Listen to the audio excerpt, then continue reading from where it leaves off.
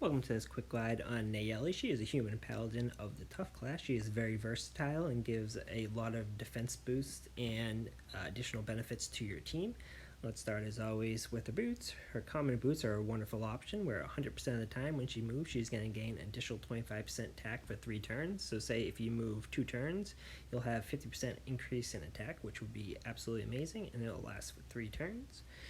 I do not recommend mostly her rare armor. Her rare armor is going to move, she'll gain 100% of damage, but with the setup I use, you won't have to worry about additional healing as she'll have passive healing abilities.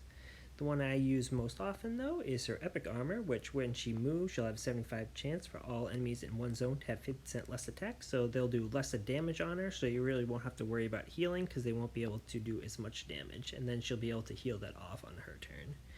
But another great option, if you're looking for a little bit more damage, is her legendary boots, which will give a 50% chance plus of 25% damage, which is great, and that'll last 3 turns. Her helmet, she has really only 3 good options. Her common is just the typical, here's a taunt.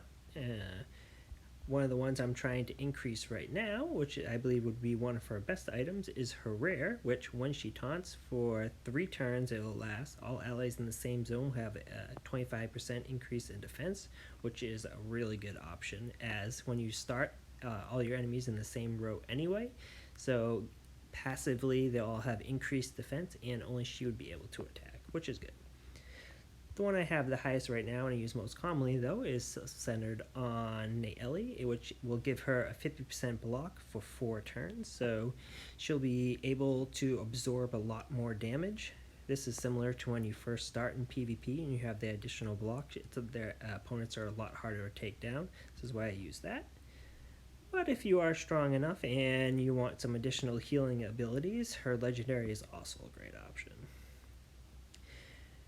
Moving into her bracelets, she has a couple good options. I generally do not use the disarm ability or the reflect damage, which I believe is one of her least desired items, as I would prefer to move her and use other things instead of reflect damage, but reflect damage played correctly could be very strong.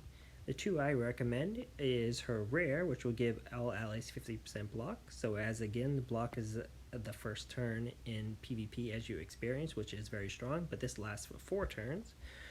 Or the one I use more commonly, because in PvP a lot of players are using debuffs and they're also using dominate, so this will get rid of that. All of her weapons is really good, so it's really personal preference of what you want to do. Just a quick summary: 75% chance to inflict 300 on the common sword. This is one of my favorite, where you can get the 100% reflect damage for 1 turn. You're guaranteed to do 200% damage. One of the ones I'm trying to get up now to replace my current epic weapon would be the rare sword, which has 75% chance to hurt all enemies in one zone, doing 200% damage, which is better than the one I'm using right now, which is the epic, which 50% chance for all enemies, and then you're also gaining 75% attack. I would prefer the 75% chance to attack all enemies over the 50%, but that's just me personally. Choose your gear wisely to your setup. Her legendary is a wonderful option to inflict a massive amount of damage, which is very similar to the common, so if you don't have the legendary, the common is just as good. This other common item can attack 3 times above the initial 75% of the time, so that's a lot of additional damage.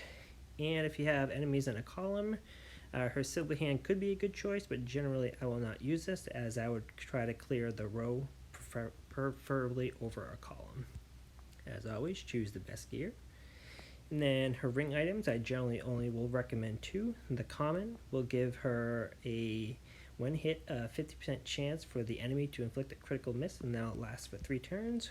Or one of her better items, which I feel, is her epic, which will give her a 75% chance to restore. So if she's dominated, she'll passively be able to restore that off, and it'll give her a 75% healing of her damage.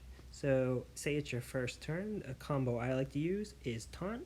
Then say when she is taunted, the enemy can only dominate her, so she is get dominated, then on her turn she has a 75% to heal that out, so now that dominant is wasted and your entire team is safe. So that's just a quick guide, so go out and dominate and save Waterdeep.